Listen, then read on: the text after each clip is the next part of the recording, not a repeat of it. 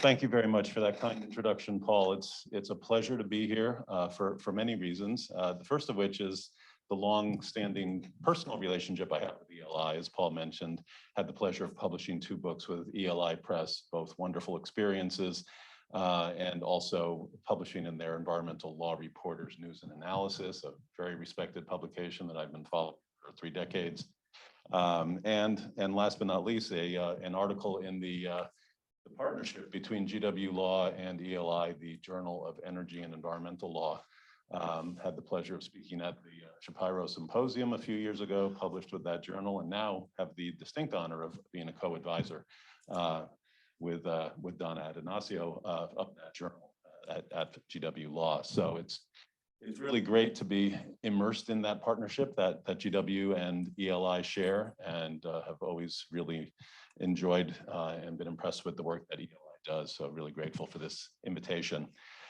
And secondly, it's very exciting to be here because, as Paul mentioned, I just landed in DC and at GW Law in mid-July. So just having that honeymoon period alive and well here to be able to participate in this kind of event. One of the things that drew me to GW Law is this opportunity for interdisciplinary engagement on the issues that are so important to what I do and what I want to share with our students and community. And that is climate change is a fundamentally interdisciplinary topic, as today's event underscores, and having the opportunity to just walk a few blocks in one direction or another around this great campus and partner with schools of engineering and public policy and public health and international affairs, all of which intersect with climate change is really exciting. And I really look forward to those partnerships like this event is a step forward on that path. And certainly just having an interdisciplinary audience for any of these conversations is always what I enjoy the most. I've had a lot of opportunities to, as they say, preach to the choir, talk to a lot of law professors, lawyers, law students, but I find I'm more challenged and more engaged when I have the opportunity to speak to an interdisciplinary audience about climate litigation, something that I've been working on for 2 decades now. And it's something that sounds very subspecialized, but as much time as I devote to climate litigation as a field, I feel like I'm just scratching the surface. There's just so much to learn and so much to really get a sense of how things are operating, where things are, where they might be headed. So today's talk is really meant to give you a sense of that landscape, what I would call the good, the bad, and the ugly of climate litigation, how it has taken hold, some of the advances it's made, some of the challenges it's faced, and of course, science as the underpinning of all of those efforts is really a key to today's discussion. So I want to give you a sense of why we have climate litigation, why it's so predominant these days, and it's been steadily rising for sure. And then I want to give you a sense of the US landscape, most particularly in this talk, and what I would identify as a starting point and an ending point, and really assess how far we've come or not from those 2 bookends, as I call them, of climate litigation in the US. And then there will be a discussion of lines of climate litigation, different threads of theories of lawsuits that have been brought to the courts under different legal theories, and evaluate how those have fared in the courts, both at the federal and state levels here in the US. And then we'll take a brief look at cases outside the US. We'll see a lot of common themes and perhaps some opportunities for hope outside the US that we don't always see in the US cases. So it's always good to look outside our borders and see what's happening in these cases. And then I'd like to close with some review of the obstacles to these cases, why the ones that aren't succeeding are struggling, and how those have been in this field for as long as the field has existed. Really, these obstacles persist. And some closing thoughts about where things might be headed and how far we've come. So, as I mentioned, this is a burgeoning field. These cases have been on the rise steadily for the past 2 decades in the US and globally. So perhaps it won't come as a surprise to those of you in the audience who have thought much about climate litigation. The US is the global leader in this space. So about 75% of the cases worldwide are taking place in the US when we refer to climate litigation. So a massive body of law has emerged in the field of climate litigation in the past 2 decades. And I would be remiss if I didn't mention 2 really great websites for tracking this field if you want to immerse at a deeper level. And one is the Sabin Center at Columbia Law School has an outstanding climate litigation tracking database. That's the Sabin, S-A-B-I-N Center at Columbia Law School. And they track both US and international cases. And then another database across the pond, if you will, that is more focused on the European landscape is the London School of Economics Grantham Center. They also have a climate litigation tracking service. So those 2 websites are fantastic for getting a sense of what's going on and what's happening in the cases that are pending. So not surprisingly, when we talk about climate litigation, the Paris Agreement, particularly outside the US, has been a foundation for these lawsuits. So you've got the countries of the world coming together, agreeing to address climate change as a global problem that must be implemented domestically. And they commit themselves to certain targets about what they plan to do to address climate change. And to the extent they're not reaching those targets or not sufficiently on their way to meeting those targets, or most recently, if they're misrepresenting their progress toward those targets, lawsuits ensue. So the Paris Agreement is very much a reference point for a lot of these climate litigation cases around the world, but not so in the US. We have a different history here with respect to the Paris Agreement as defining our climate litigation. So one thing that really makes this presentation different from the dozens I've given in the many years preceding is the fact that we have the Inflation Reduction Act now. This is a major milestone for US climate law and policy. And there's all kinds of discussion, not surprisingly, among the environmental law professors around the country and the world about the implications of this legislation, what it means for US compliance with its global commitments, and in addressing climate change, and also what it might mean for climate litigation efforts in response to the commitments in the Act. But what you'll hear more about today is what's happened prior to this very recent development. And that typically has involved very creative legal theories to try to advance action on climate change that has not yet happened in this country. We have had federal inaction on climate change for 3 decades, and that's not a partisan kind of issue. That's a US public failure. So whether we're talking about Democratic administrations or Republican administrations, the US at the federal level has failed to respond to climate change. And so that has generated this onslaught in the courts of different legal theories to try to get some relief, some action on climate change that should have happened through the traditional legislative processes at the federal level, but had not until very recently with the IRA. And so those lawsuits are both against governmental entities and private sector entities when in the face of that federal inaction on climate change. So we've got suits seeking to compel all levels of government to do something. And in most cases, it is governments failing to act, in the US anyway. But many of the lawsuits also involve failure to act well enough to protect a particular public, a set of plaintiffs that want to be protected from climate change impacts. Alleging that not enough was done is also common, as we've also seen many cases where there was no action. So the other line of cases in broad categories, if it's not against these governmental entities, it's against the private sector. And we're seeing an uptick in those cases in the US and around the world. And many of those in the US are based on common law theories. So So that's a legal term to characterize actions such as public nuisance, product liability, fraud, conspiracy, misrepresentation, different ways of trying to get the private sector to be accountable for their contribution to climate change. Outside the US, they've also taken the form of human rights-based claims.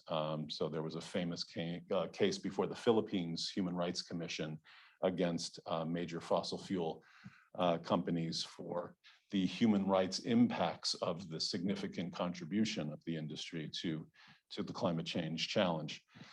And then there's another set of claims that don't involve government or the fossil fuel industry. They are about climate change related disasters, we'll call them, the floods, the wildfires, whatever they might be. And many of those claims are against the insurance industry to seek adequacy of coverage for the losses associated with those disasters. And there's just a whole range of other types of lawsuits in that category involving the insurance industry.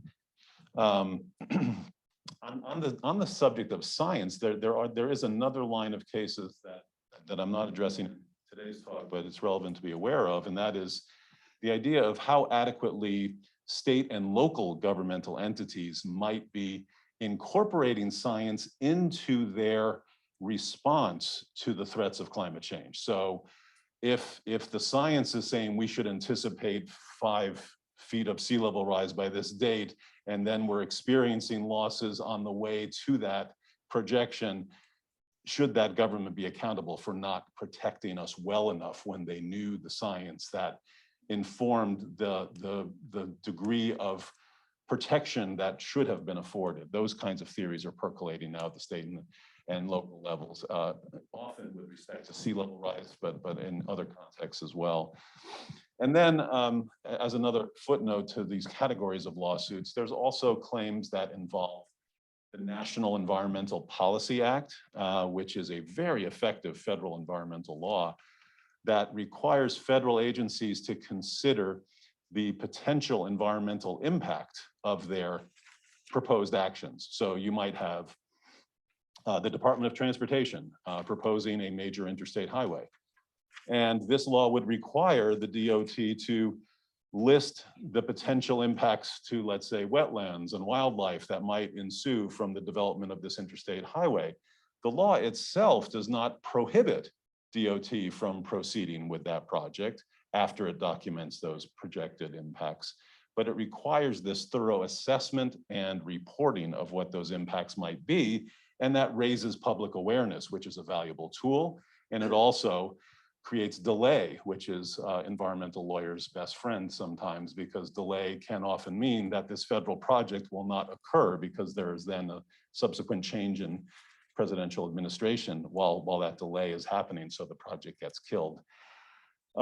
So how does that relate to climate change? Well, these ideas of projecting the kinds of impacts associated with a project, NEPA, the acronym National Environmental Policy Act, now requires consideration of potential cumulative impacts on climate change from particular federal agency actions. So there's a line of cases that is assessing to what degree do these agencies have to consider how their contribution to the collective problem of climate change might need to be factored in considering their projected impacts of their projects. And then another line of cases involves the Endangered Species Act, and that is really, not surprisingly, the degree to which climate change should be incorporated into the kinds of protections we need to offer for listed species under the Endangered Species Act. All of them, to varying degrees, are imperiled by climate change, and now it's another layer of considering how the law should be protecting those listed species. So what I'm calling the bookends of US climate litigation. So this field, this isn't a precise timeline, but more or less, this field's about 15 years old in terms of the US Supreme Court's engagement on the issue. So this first case, Massachusetts v. EPA, really launched what we understand US climate litigation to be reached the Supreme Court in a decision in 2007. And then just this year, the other side of that, the other bookend on that timeline is the West Virginia v. EPA case. So really a remarkable year for climate change in the US when you think about the significance of the West Virginia v. EPA case this year and the Inflation Reduction Act. That's quite a banner year for climate change and the litigation implications. So starting with Massachusetts v. EPA. So I share this somewhat cynical quote here in the sense that really where we were in 2007 with the Massachusetts v. EPA case and where we now are after West Virginia v. EPA, cynics would say we haven't moved the ball forward much at all. The hopeful note, though, is that with the passage of the IRA, we are in a better place than we were in 2007. Without that, it would be easier to be cynical that there was a big source of collective OGs when West Virginia v. EPA came out that was really going to limit a lot of what Massachusetts v. EPA had laid out as potential opportunity for regulating climate change under our Clean Air Act. So I want to give you a very simplified timeline of this trajectory from 2007 to 2022. So either of these cases could consume my entire talk. So this is really, really oversimplified. But I want to give you a sense of how we got from point A to point B. So Massachusetts v. EPA. This case was very significant for a variety of reasons. One of them was that this case was brought by Massachusetts and other states against the EPA. And just the fact that these states were determined to have standing to bring this case was highly significant for climate litigation. So standing, the opportunity to bring a case before the courts.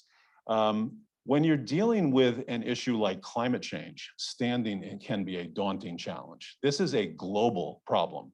So you are a plaintiff in the US, whether you be a US state or a US organization or an individual, you're bringing a lawsuit in US courts for something that is a global phenomenon. So standing has three components.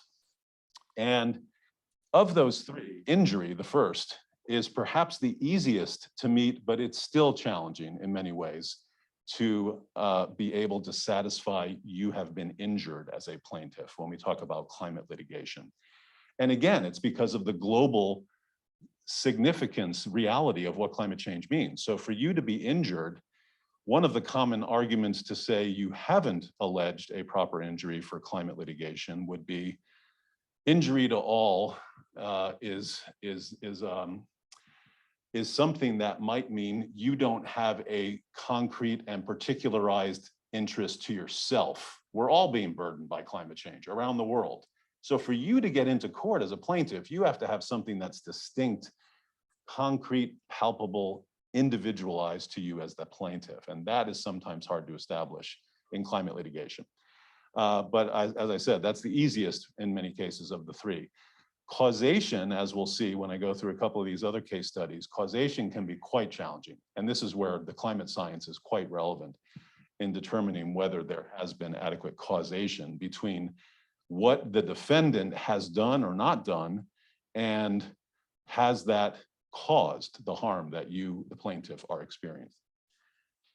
So ironically, in the Massachusetts v. EPA case, the EPA conceded that causation had been met. I think that the government was quite confident they were going to prevail on the third element, redressability. So they didn't argue about causation. If they wanted to win the case, they probably should have contested the causation element. But it's that third element that is by far been the most difficult for standing, and that is redressability. So this is the idea that, okay, you might be injured, and the defendant, action or inaction, may have caused you the harm you're suffering, but your case may still be dismissed on standing grounds because the court determines it's not redressable. There is nothing the court can do to help you. And oftentimes that's accompanied by a rationale that says this is better addressed by the political branches. This is not something that's appropriate for the court to take on. Even if the court is sympathetic to the injury that you've suffered and that it's been caused, arguably, by the inaction or action of the defendant, the court is not the place for you to seek recourse. So the claim would be dismissed on redressability grounds and dismissed for lack of standing. So Massachusetts v. EPA was a major landmark because the state of Massachusetts was able to establish standing, and that was not easy. So the redressability logic in Mass v. EPA is very significant. And what it amounts to is this kind of logic. Basically, what Massachusetts was seeking in this case was, it was experiencing loss of coastal land in Massachusetts. And this is caused by sea level rise. Sea level rise is something that's triggered by this global problem of climate change. So Massachusetts sues the US EPA to say, we want you to regulate carbon dioxide from new motor vehicles. And that was something that there was an arguable statutory duty for the EPA to do. And the argument from Massachusetts was, if you do that, if you do what the statute seems to require you to do, regulate carbon dioxide emissions from new motor vehicles, that will reduce global climate change by the tiniest bit. I mean, mathematically, we're talking really, really tiny. If we've got US EPA regulating carbon emissions from new motor vehicles, that's going to reduce the problem of global climate change by a small amount that would in turn reduce the loss of coastal land in Massachusetts by a small amount. And ultimately, the court embraced that logic as, yes, that is redressable. Redressable doesn't mean the court has to cure your problem. Redressable means that the court can do something to make your problem less worse. And that's essentially the logic that held for Massachusetts to secure standing in this case.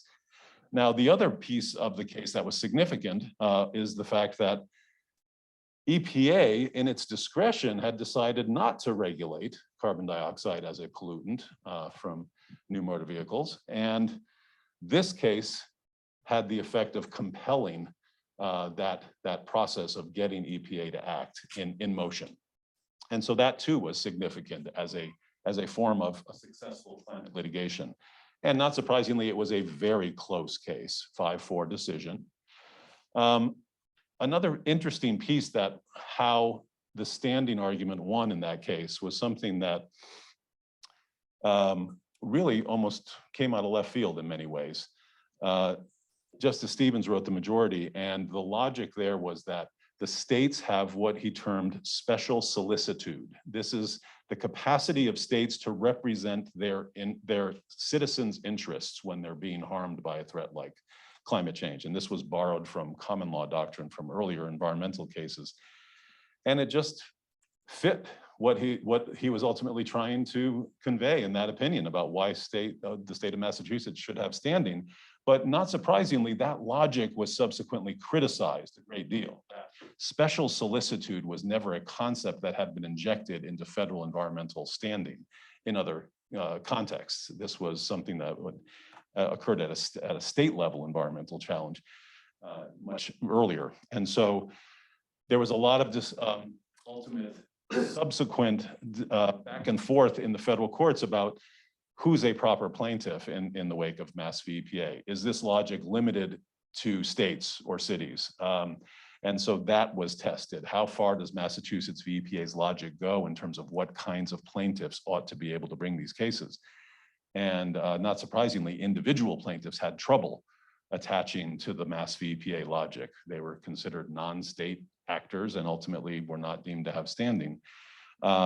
Even indigenous communities that are quasi-sovereign were not considered to have standing under the Mass v. EPA special solicitude logic. So that played out over several years after the case. So ultimately, that was a huge success in 2007, that this case really enshrined climate litigation as something that was going to proceed with great vigor. And there were other cases that were pending at that time, and those cases really felt like they had a foundation now to move on from. But not surprisingly, with climate litigation in this case and elsewhere, getting that victory in court is incredibly challenging, incredibly time consuming, and then you face the implementation challenge. And this is true in the US and outside the US, that a lot of these cases, as valuable as they are as judicial opinions, getting them to be implemented is perhaps even more challenging than prevailing in court in the first instance. So the implementation phase of Massachusetts v. EPA took about a decade. It was stuck in the courts with subsequent challenges. And then we saw the Obama administration's Clean Power Plan as something that picked up on the door that Mass v. EPA opened to try to regulate carbon dioxide from power plants in the US. And that never took hold. That was in the process of being implemented, and then the Trump administration's Affordable Clean Energy Rule replaced that Clean Power Plan effort a few years later, and then that effort to undo the Clean Power Plan got challenged, and in 2021, that challenge prevailed. The Affordable Clean Energy Rule was invalidated. So you see this tug of war in the implementation phase. It's even longer and more difficult to win there than it was in the initial effort to win in the Mass v. EPA case. So the West Virginia v. EPA case, kind of the recent one, sort of brought us back to square one in many ways. So what we saw with the Clean Power Plan was an effort, and this is very relevant to today's seminar, an effort to see how far the success in Mass v. EPA could go in compelling a transition to clean and renewable energy in our, under the Clean Air Act. How far could EPA go to compel industry to transition to clean and renewable energy sources and away from coal, as far as what we're looking at for generating our power in the nation. And the West Virginia v. EPA case ultimately stands for the proposition that the broad reading of what could be possible for EPA's authority under the Clean Air Act was essentially invalidated in this case, that it took a narrower reading, was calling for a more specific mandate from Congress to say,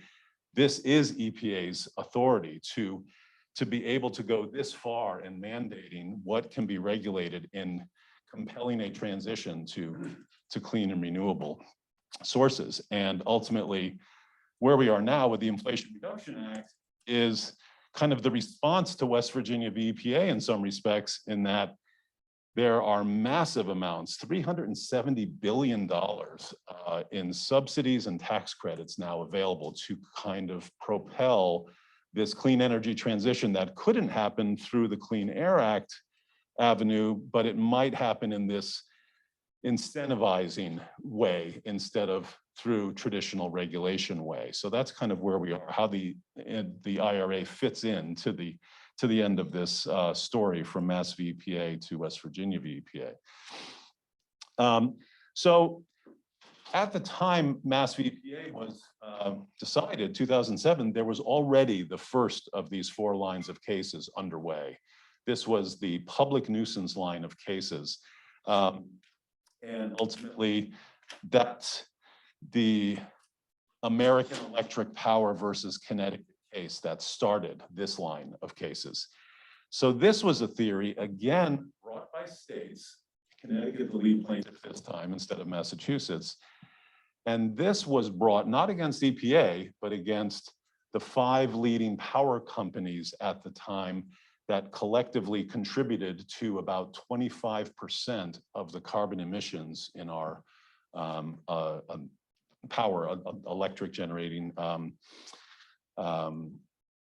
network across the nation, and about maybe 10% of the nation's collective carbon emissions. So the lawsuit brought against these leading power companies contributing significantly to carbon emissions in the US. And the theory was quite creative. So here we're not talking about using a federal environmental law. Now we're talking about combining 2 very creative common law theories. One is public nuisance. So the idea that these actors in generating a lot of carbon dioxide from their activities are collectively contributing to a public nuisance, climate change, that is harming the public in a way that is actionable. But that alone wouldn't have been enough. It had to be coupled with something that made this a federal problem, because public nuisance is typically a state law action. So this public nuisance claim became a federal court action by coupling it with a rare common law doctrine, the federal common law of interstate pollution. There were a few cases that involved interstate air and water pollution in the early 70s, and that was precedent to get cases into federal court when it was coupled with this public nuisance theory about climate change affecting the public in a negative way, mandating relief. So that's how the case got into federal court through that creative theory. And ultimately, the case lost at the trial level, was reversed on appeal, then it went to the Supreme Court, and the Supreme Court, not surprisingly in this instance, referred us back to the Clean Air Act. So the Clean Air Act was the vehicle for Mass v. EPA, and the answer that the Supreme Court had for Connecticut and the state plaintiffs here was, you're seeking relief for climate change. We have the Clean Air Act. If you want relief for something related to climate change, that needs to be channeled through our federal Clean Air Act.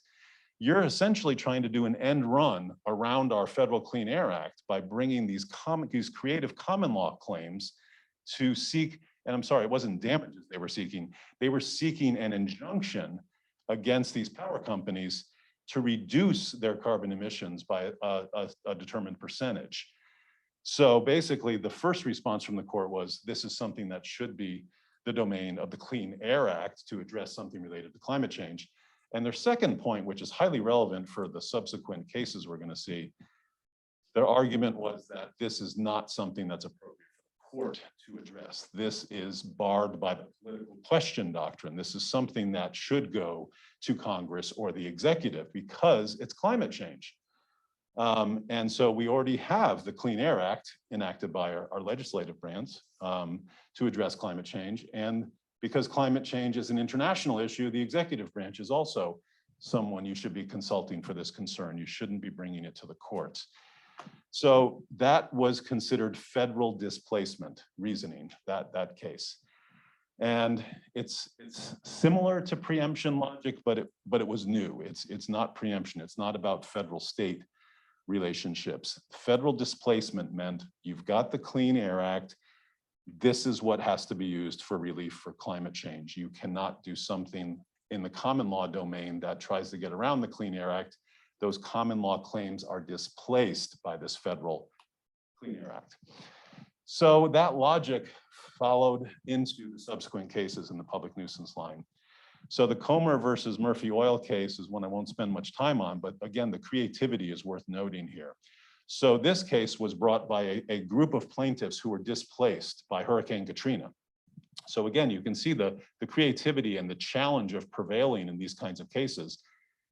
The argument the plaintiffs made here was that they sued about 36 multinational energy companies. And their argument was that the significant contribution of these companies to the global climate change problem in turn contributed to the increased intensity of Hurricane Katrina, which in turn displaced them from their homes. And so they sought damages from those countries for their alleged contribution to the global climate change problem, which in turn intensified Hurricane Katrina and displaced them. And they actually were doing pretty well in that case. And at the circuit level, the case was ultimately dismissed on other grounds, and there were a lot of different complications procedurally in that case, but the logic held up. And so there was this kind of period of hope with what happened in the Comer case, even though it didn't go to the Supreme Court, and the parallel case of Kivalina v. ExxonMobil. So there was a sense that, okay, maybe this theory is going to take hold because, again, the environmental lawyer plaintiffs here were very creative. They saw that the injunctive effort failed in American Electric Power. So now they're trying to damage Avenue. So the damage avenue seemed to have some hope in the Comer case. And then pictures tell 1,000 words here. In the Kivalina case, this is the vulnerable, marginalized community that was the plaintiff in Kivalina. It's a Native Alaskan community way at the top, the north slope of Alaska, very cold, remote area of Alaska. And this Native Alaskan community of 400 residents live on this narrow strip of land. And your first thought would be, why did they choose to live on such a narrow strip of land? That doesn't look safe. Coastal erosion caused by climate change made this strip of land much more perilous to live on. It wasn't always this narrow. And so basically, this community was given about 10 to 15 years of opportunity to continue to live on this strip of land without being fully inundated. They would have to relocate their entire infrastructure and community 10 miles inland to survive what was projected to happen. Climate scientists telling this strip of land was not going to be habitable 2 decades from when the lawsuit was brought. And we are now about 2 decades from the lawsuit, from when the lawsuit was brought, and things are worse there. They're not in the water yet, but they've certainly made their own efforts to begin a relocation process. But the lawsuit itself was very much like Comer.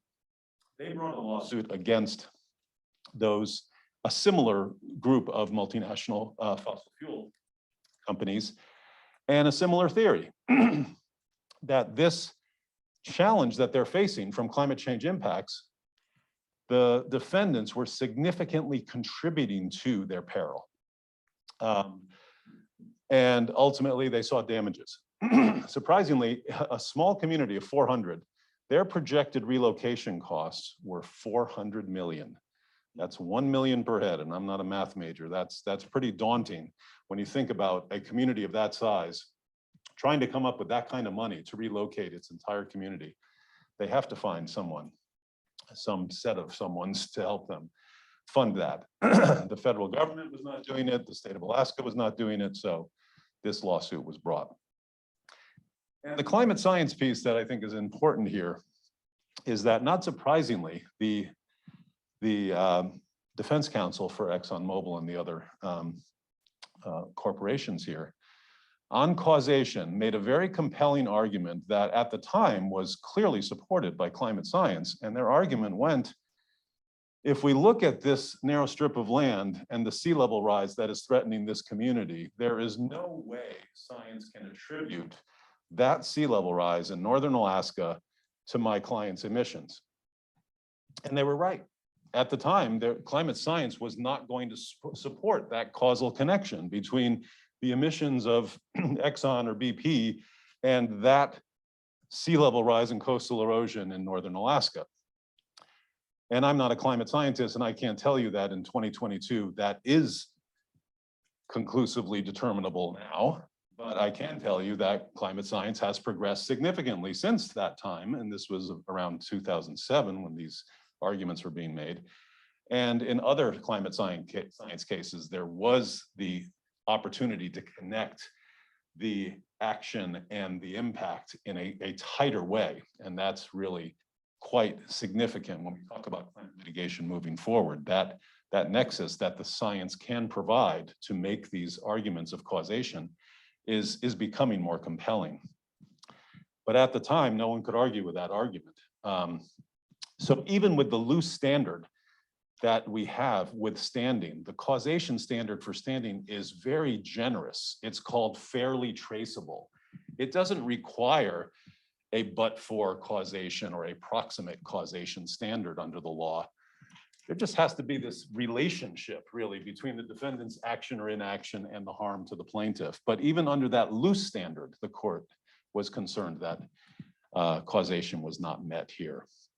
And likewise, the same redressability concerns were here as well. So all those arguments regarding federal displacement and that this is better placed before Congress and the executive also came up, the political question doctrine arguments. So then we have a whole nother line of creative theories about how to get action on climate change in the face of inaction. So in this line of cases, we've got what's called the atmospheric trust line. And this is a line of cases that is, again, very creatively assembled. A scholar at the University of Oregon kind of pioneered this theory, and then it was taken as a mantra, if you will, by an organization called Our Children's Trust in Oregon. So Our Children's Trust brought these cases, and they were initially brought against the federal government, and actually simultaneously they were filed in state courts as well. So their initial effort against the federal government was this idea that we have a public trust doctrine. That's essentially a state law doctrine. And it says that the state is the steward of the wet sand area and the riverbeds that are held in trust for the good of the public. And so those cannot be sold off in private ownership. So it's this idea that the government should be a steward on our behalf when it comes to protecting environmental resources. But the public trust doctrine is very narrow in scope, in theory anyway, limited to those wet sands and riverbeds. This line of cases comes along and says, we can really argue that that stewardship responsibility ought to apply to the atmosphere, that essentially the federal government has this stewardship responsibility toward us as citizens to protect the atmosphere on our behalf and regulate climate change when it has chosen not to. And so the initial case, the Alec L case filed in 2011, failed on that narrow ground that the court concluded the public trust doctrine is a creature of state law. This is not something that can be expanded and applied to the federal government. We do not have a federal public trust doctrine. We have state public trust doctrines. So essentially the case was dismissed on that grounds, but those plaintiffs were very persistent and creative, and they refiled a different case and connected it to constitutional rights this time in the Juliana case. So in addition to making that argument about a federal atmospheric trust responsibility to regulate climate change, the plaintiffs, and these are youth plaintiffs, by the way, the theory in this atmospheric trust line was about protecting present and future generations of children who are not able to vote and get who they want into Congress. They are marginalized when it's an issue of how the government is or is not regulating climate change in their interests. So that was very much driving these cases. So the constitutional law component of Juliana was rooted in our due process clause very creatively. In 2015, there was the famous case that found same-sex marriage to be constitutionally protected under our due process clause. Part of the reasoning of that case in finding that same-sex couples have a constitutional right to marry was grounded in this notion that the right to marry is so fundamental to engaging in other constitutionally protected liberties that it would just be wrong to say the right to marry in heterosexual couples cannot be extended to homosexual couples. And yeah, sure. So the argument then was extended to climate change, which in turn meant the plaintiffs were advocating for a constitutionally protected right to a stable climate under the due process clause. And they built on that logic from the same-sex marriage case, the Obergefell case, and ultimately made the point that what good are all our other constitutionally protected rights, freedom of speech and religion, if we don't have what we feel we have is a constitutionally protected right to a stable climate under the due process clause. That was their constitutional argument. And ultimately that was in the courts for a very long time, like all of these cases. And in 2020, it was ultimately dismissed at the federal circuit level. And a motion for rehearing en banc was denied in 2021. So that seemed like the end of that effort, but ultimately it is still alive in state court. The Held versus Montana case now is the first case of many, many atmospheric trust cases to proceed to trial at state court. So this slide conveys pretty much what I said regarding one thing I want to stress though, why the Juliana case at the federal level ultimately didn't succeed. It was the scope of the remedy being sought. That was a concern for redressability purposes, essentially asking for the federal government to create a climate change action plan. And the court was very concerned that this was far too broad a remedy to apply in an injunctive way to the US government. And so those concerns remain about climate litigation. This line of cases, the BP v. Baltimore and the climate washing line, have a common theme to them. So basically, there's another line of cases that is now brought by states and cities that is trying to get climate adaptation contribution. So these cities and states are bearing lots of costs because they have to adapt to climate change and spend a lot of money to make their states and cities ready for climate change adaptation. And their argument is that these fossil fuel companies should contribute to those costs because they have significantly contributed to the global climate change problem that is causing these climate adaptation costs in their states and cities. And this is a very complex procedural line of cases, not unlike these other cases. But the state of these cases now is that the industry defendants tried to remove these cases to federal court. They were brought in state court. Many of them succeeded in getting the cases to federal court. And now a recent line of cases, again, on some very complicated procedural technicalities, they are now being sent back to state court for trial. So ultimately, the states and cities have the edge now. Initially, the fossil fuel industry was winning in that first round of litigation in these cases, getting them to federal court, but now they're being remanded to state court for trial, which is good news for the plaintiffs, but far from over. And likewise, in some of those cases, there was a climate washing allegation that was lodged. And this is a new line of thinking similar to the term greenwashing or humane washing in the animal law context. Climate washing is about suits against governments and industry about overstating their efforts to comply with climate regulation goals. So in the private sector, there was a case brought, for instance, against KLM Airlines. And KLM was basically saying that their use of more efficient aircraft technology and aviation fuel was getting them to a net zero goal by 2050. And that was an overstated claim, alleged to be an overstated claim.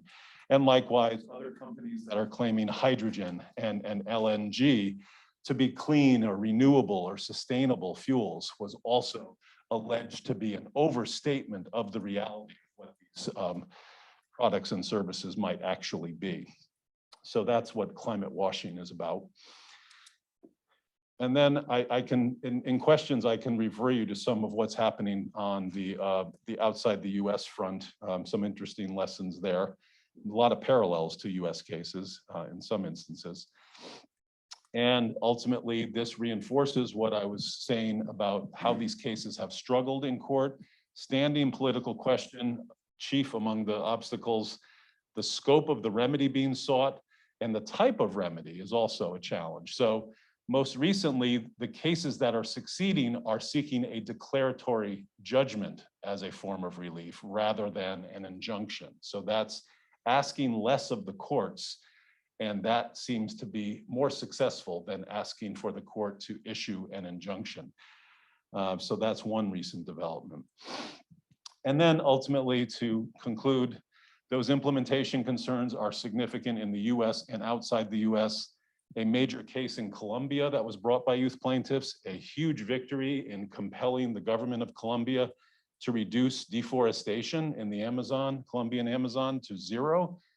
That was 5 years ago. That case has yet to be implemented. So again, the success in court is a huge milestone, but if it doesn't get implemented, it's really not worth much more than the paper it's written on. It certainly helps discussion and policy advancement, but it's not getting the outcomes that the plaintiffs wanted. So to close, the litigation is something that has to keep happening. It's very important to move the dialogue forward, but climate change is a problem we're not going to address one case at a time. We need legislative action. Thank you. I look forward to your questions. Here's a couple of recommended readings.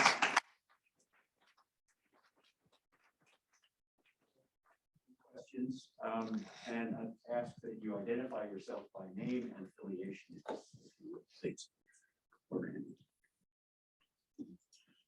Maybe I'll just lead off by asking something really stupid, but when Kivalina, of course, lost, that was now 15 years ago. Sea level is going up. What's happening to Kivalina today? Do we know? Yeah, so I actually hosted a member of the Kivalina community in an online event at Monmouth University, where I was before coming to GW, and a filmmaker who tracked that community's realities in the wake of that case. And that community member was involved in the case. And basically, as hopeful as they were, they would get some kind of relief from somebody. They have taken much into their own hands. I mean, when you're that imperiled, you're not going to wait for someone to save you when you know that science is telling you your home is not going to be inhabitable. So they've secured, I think, a series of small grants, and they are doing this multi-stage relocation of parts of their infrastructure to somewhere that's maybe a few miles inland. That gets them out of harm's way, but is still not the desired remedy that the case was seeking, which was 10 miles away and the full cost of moving that infrastructure to a new place. But no federal relief. No federal relief. So the best the federal government did is that they had a selective grants program that was available to imperiled communities, and some communities applied, and one in Louisiana did receive a grant that helped a community of 60 relocate from an imperiled area subject to inundation in Louisiana. But Kivalina has not received that direct federal government support as of yet. Hi, I'm Joe Kakish. I'm the general counsel at Growth Energy, which is a renewable fuels trade association.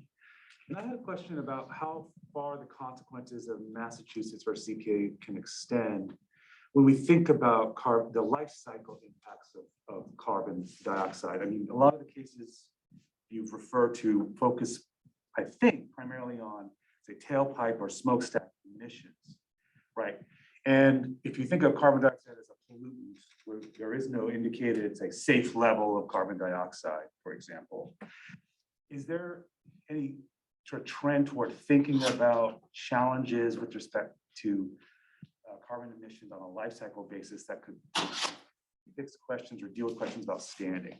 I'm thinking about, almost any energy production is going to have potentially some carbon emissions on a life cycle basis, but I haven't seen a lot of challenges to those activities in recent cases. Yeah, that's a great question. And I'm not familiar with cases that are going to that particular aspect, the life cycle concern. There may be others in the room who are aware of that.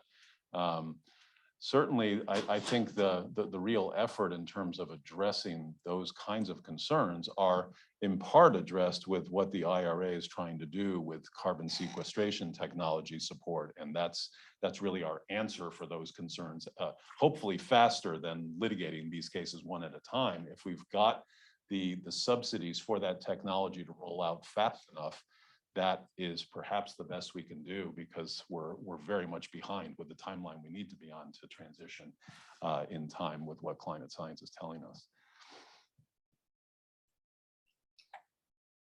Yes, sir. Hi, Ed Salzberg, and I'm with George Washington University. I just had a quick question on the Massachusetts case. One thing I didn't understand, if that case was successful, yet some of the other cases that were jurisdictions bringing the similar cases were not. Could you just clarify what happened there, that they weren't also successful?